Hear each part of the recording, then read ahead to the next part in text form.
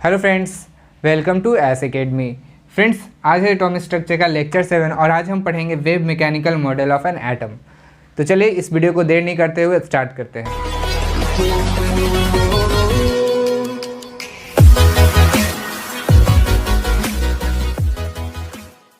तो फ्रेंड्स देखिए, हम लोग वेव मैकेनिकल मॉडल में मेनली दो चीज़ पढ़ेंगे।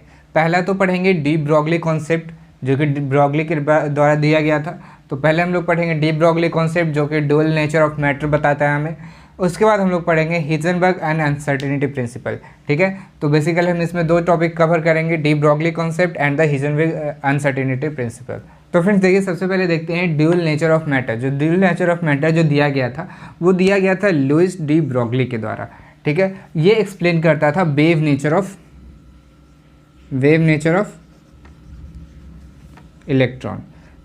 तो क्या जो ड्यूअल नेचर ऑफ मैटर जो है वो डिनोट करता था वेव नेचर ऑफ मैटर। ठीक है, तो ये आपको ध्यान रखना है कि जो डी ब्रॉगली दिया था वो उन्होंने दिया था वेव नेचर ऑफ इलेक्ट्रॉन। ठीक है, तो देखिए, de Broglie suggested that if the nature of the light is both that of particle and a wave. De Broglie suggest किए कि जब लाइट का जो नेचर है वो ड्यूअल कैरेक्टरिस्टिक है, जैसे कि उनके पास दोनों नेचर होता है, एक पार्टिकल नेचर भी और वेव नेचर भी। तो इस इन सेम फैशन, मतलब इसी तरह उन्होंने बोला कि then this dual behaviour should और true also for the matter. तो उनका कहना था कि जो ये ड्यूअल बिहेवियर शो करता है लाइट, वही सेम ड्यूअल बिहेवियर जो है वो मैटर के लिए भी सही होना चाहिए। तो उनका यही मानना था और उन्होंने इसके बेसिस पे दिया ड्यूअल नेचर ऑफ मैटर। तो अभी आप इसको नोट कीजिए, इसके आगे इसके डिफरेंट पॉइंट्स देखते हैं। फिलहाल अभी आप इसको नोट कीजिए। तो फ्रेंड्स देखिए, फर्स्ट पॉइंट है यहाँ पे, the wave nature of light rays and X rays is proved on the basis of inheritance and the diffraction. ठीक है, तो देखिए, जो वेव नेचर था लाइट का वो किस बेसिस पे प्रूव किया, लाइट एंड एक्सरेज का वो प्रूव किया गया था इंटरफेरेंस एंड डिफ्रैक्शन के बेसिस पे। ये आपको ये ध्यान रखना है कि जो वेव नेचर है वो इंटरफेरेंस एंड डिफ्रैक्शन के बेसिस पे प्रूव किया गया एक्सरेज एंड लाइट का। And many facts related to the radiations can only be explained when the beam of light rays is regarded as composed of energy corpuscles or photon whose velocity is 3 × 10⁸ meter per second। यानी कि हमें यहाँ कहा गया है कि जो wave nature जो था लाइट एंड एक्सरेज का वो प्रूव किया गया इंटरफेरेंस एंड डिफ्रैक्शन के बेसिस पे। और बहुत सारे फैक्ट जो रेडिएशन से रिलेटेड होते हैं उनको तभी हम लोग एक्सप्लेन कर सकते हैं जबकि बीम ऑफ लाइट जो है वो उसको कंपोज किया जाए एनर्जी पार्टिकल्स के, एनर्जी कॉर्पस्कल से, और उसको फोटोन कंसीडर किया जाए। तभी हम लोग रेडिएशन के जो डिफरेंट फैक्ट्स है वो डिफाइन कर सकते हैं। और इसका वेलोसिटी होना चाहिए 3 × 10⁸ मीटर पर सेकेंड। तो यही था, इसमें ज़्यादा कुछ नहीं है, बस कि लाइट एंड एक्सरेज का जो वेव नेचर है वो किस चीज़ से प्रूव किया गया, इंटरफेरेंस एंड डिफ्रैक्शन से। और जो हम लोग अगर डिफाइन करते हैं रेडिएशंस का मैनी फैक्ट्स तो हम लोग किस बेसिस पे करेंगे, जब वो एक एनर्जी का पार्टिकल्स का बना होगा तभी, या फिर वो फोटॉन्स होगा तभी, और उसका वेलोसिटी होना चाहिए 3 × 10⁸ मीटर पर सेकेंड। तो यही था फर्स्ट पॉइंट, इसको आप नोट किए। उसके बाद हम लोग सेकेंड पॉइंट देखते हैं। तो फ्रेंड्स देखिए, हम यहाँ पे अब सेकंड पॉइंट देखते हैं। सेकंड पॉइंट है यहाँ पे, according to the de Broglie, मतलब डी ब्रॉगली के अकॉर्डिंग जो वेव नेचर जो अभी उन्होंने दिया, तो डी ब्रॉगली के according the wavelength lambda of an electron का wavelength is inversely proportional to its momentum.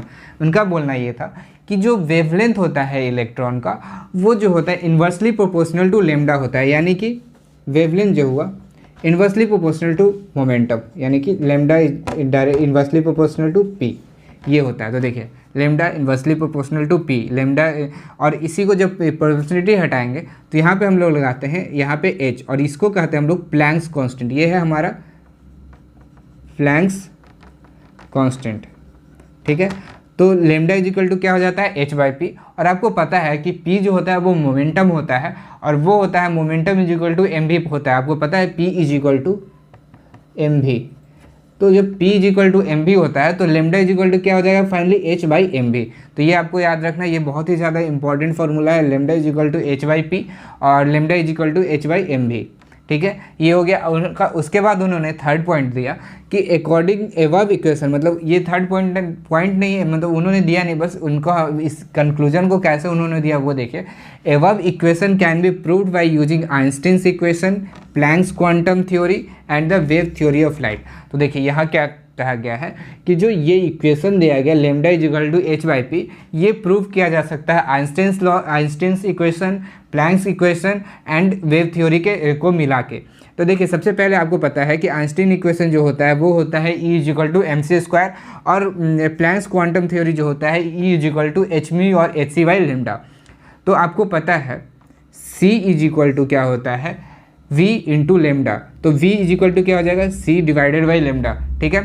तो आप इसको यहाँ पे mc² is equal to hc/λ कर सकते हो, क्योंकि ये एनर्जी दोनों इक्वल होता है। तो जब आपको पता है कि v is equal to c/λ होता है, तो यहाँ पे v को हम लोग हटा के यहाँ कर सकते हैं। यहाँ पे हो गया, यहाँ पे v लिख दोगे आप, तो जब v लिखोगे तो यहाँ पे क्या हो जाता है लेमडा h/mc हो जाएगा यहाँ पे आपको, क्योंकि पता है कि जो वेलोसिटी होता है वो भी इलेक्ट्रॉन का वो c के बराबर हो जाता है। तो यहाँ पे जब हटाओगे तो ये कट जाएगा, और ये कटने के बाद h/mc आ जाएगा, और h/mc को हम लोग ही h/p कहते हैं।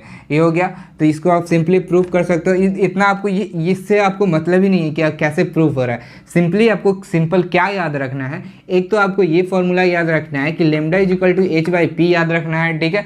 और ये आपको कभी कभी ये पूछा सकता है कि डी ब्रॉगली जो है, वो जो डी ब्रॉगली वेवलेंथ दिए थे वो किस बेसिस पे दिए थे, उसको प्रूव करने के लिए कौन कौन सा थ्योरी लगता है। तो सबसे पहला तो हो जाएगा आइंस्टाइन्स इक्वेशन, दूसरा हो जाएगा प्लैंक्स क्वांटम थ्योरी, एंड तीसरा हो जाएगा वेव थ्योरी ऑफ लाइट। ये 3 थ्योरी जो यूज हुए थे ये इक्वेशन देने के लिए।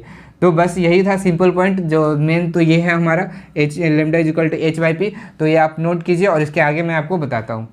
तो फ्रेंड्स चलिए अब हम लोग यहाँ पे देखते हैं फोर्थ पॉइंट। देखिए फोर्थ पॉइंट है, it is clear from the above equation that the value of lambda decreases on increasing either m और v और बोथ।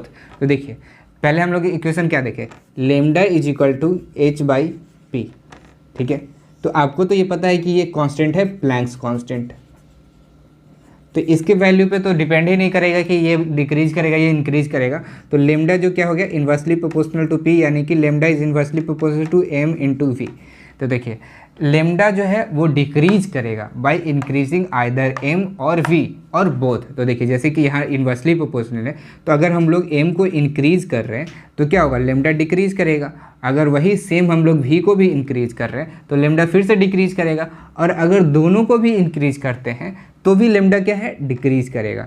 तो यही कहना है यहाँ पे, it is clear from the above equation that the value of lambda decreases on increasing either m और v और बोथ। मतलब कि जो है लेमडा का वैल्यू जो है वो डिक्रीज होगा अगर हम m का वैल्यू इंक्रीज करते हैं, या फिर v का वैल्यू इंक्रीज करते हैं, या फिर दोनों का वैल्यू इंक्रीज करते हैं, ठीक है। The wavelength of many fast moving objects, fast moving objects का वेवलेंथ जो होता है वो होता है जैसे कि एरोप्लेन, क्रिकेट बॉल, वो वेरी लो होता है because of their high masses.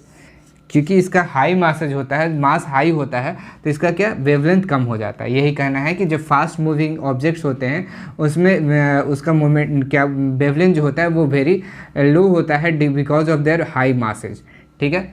तो ये था फोर्थ पॉइंट, इसको आप नोट कीजिए। इसके आगे हम लोग देखते हैं। तो फ्रेंड्स अब हम देखते हैं bore theory and D Broglie concept दोनों मिक्स करके जो कॉन्सेप्ट बन रहा है उसके बारे में। तो देखिए पहला पॉइंट है, according to de Broglie the nature of electron moving around the nucleus like a wave, ठीक है, that flows in circular orbits around the nucleus. देखिए डी ब्रॉगली के अकॉर्डिंग क्या होता है कि जो नेचर ऑफ इलेक्ट्रॉन है मूविंग अराउंड द न्यूक्लियस, उसी तरह जो है वेव का नेचर है फ्लो कर रहा है around in a circular orbit in around the nucleus. जैसे कि आपको पता है कि जो इलेक्ट्रॉन है न्यूक्लियस के चारों ओर जो है वो अराउंड टर्न करता है।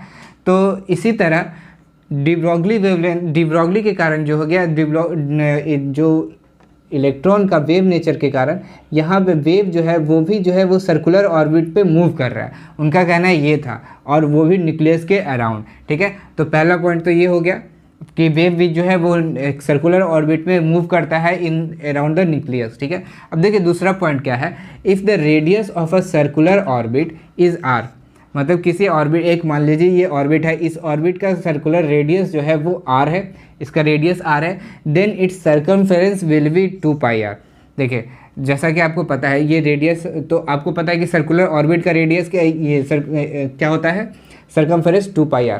तो वैसे ही अगर आपसे बोल दिया जाए कि ऑर्बिट का जो ये है रेडियस r है, तो वो वेव जो है कितना डिस्टेंस ट्रैवल करेगा या फिर कितना सर्कमफेरेंस होगा उसका, तो सिंपली 2πr। ठीक है, ये हो गया। अब देखिए, अब होता है तीसरा पॉइंट है यहाँ पे mvr = nh/2π। तो इससे एक कॉन्सिक्वेंस निकला कि जो एंगुलर मोमेंटम है वो होता है nh/2π।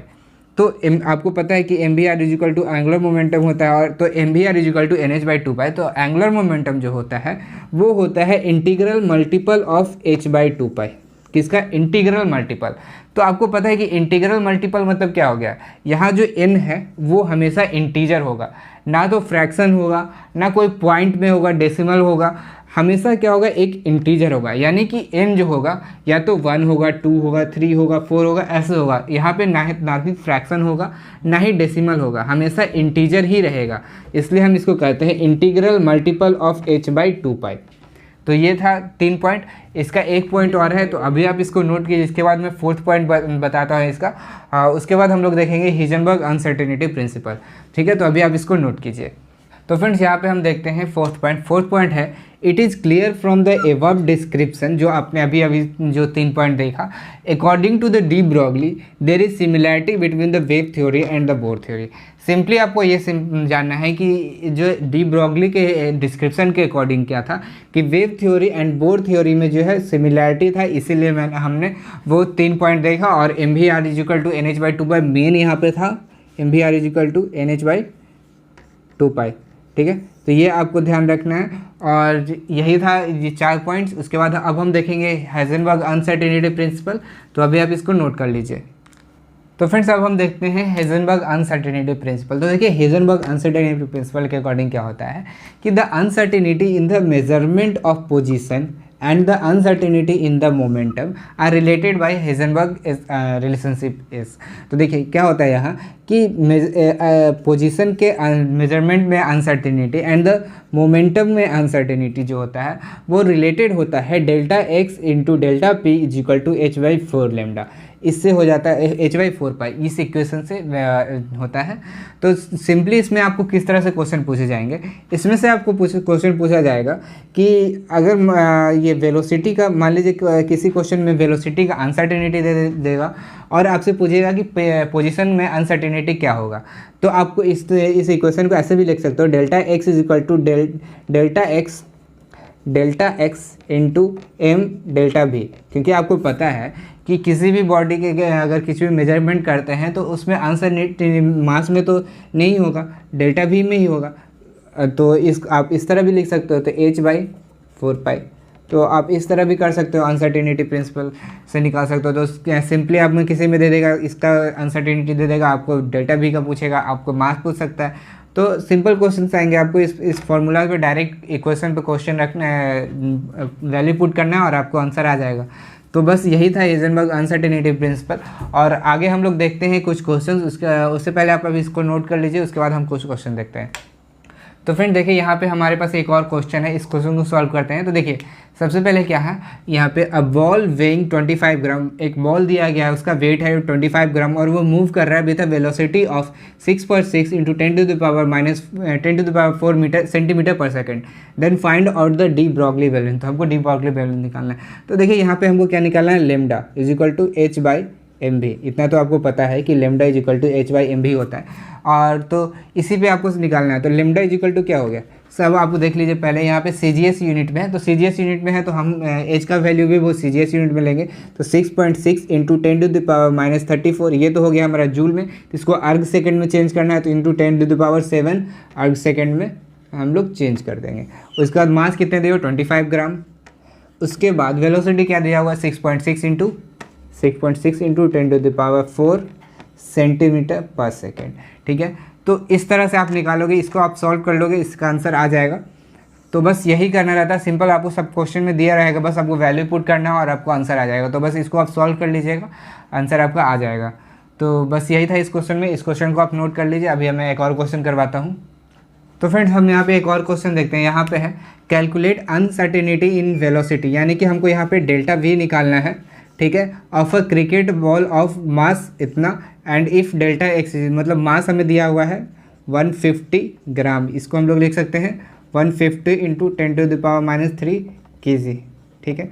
और ये दिया हुआ हमारा डेल्टा एक्स दिया हुआ है 1 एंगस्ट्रॉन, यानी कि 10⁻10 मीटर। तो आपको पता है delta x into delta P क्या होता है, h/4π।